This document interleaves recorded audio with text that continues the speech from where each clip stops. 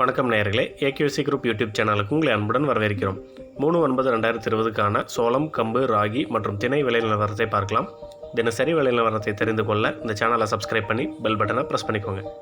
முதலாவதாக 3/9/2020க்கான சோளம் கொள்முதல் விலை நிலவரத்தை பார்க்கலாம்.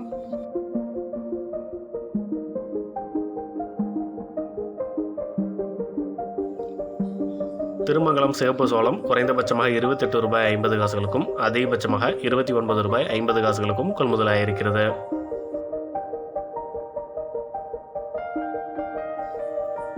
தொடர்ந்து 3/9/2020க்கான பல்வேறு ஊர்களின் ராகி கொள்முதல் விலை நிலவரத்தை பார்க்கலாம்.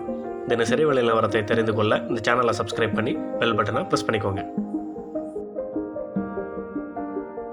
விக்கிரவாண்டியில் குறைந்தபட்சமாக ₹22 அதிகபட்சமாக ₹25.22 செஞ்சியில் குறைந்தபட்சமாக ₹29 அதிகபட்சமாக ₹29.44 வேலூரில் குறைந்தபட்சமாக ₹23.59 அதிகபட்சமாக ₹29.30 கொள்முதலாயிருக்கிறது.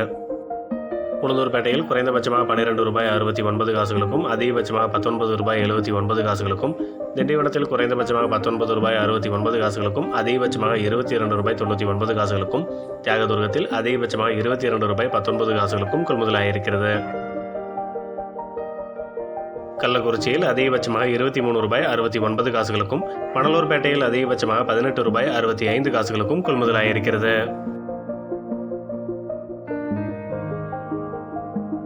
தொடர்ந்து 3/9/2020க்கான பல்வேறு ஊர்களின் கம்பு கொள்முதல் விலை நிலவரத்தை பார்க்கலாம்.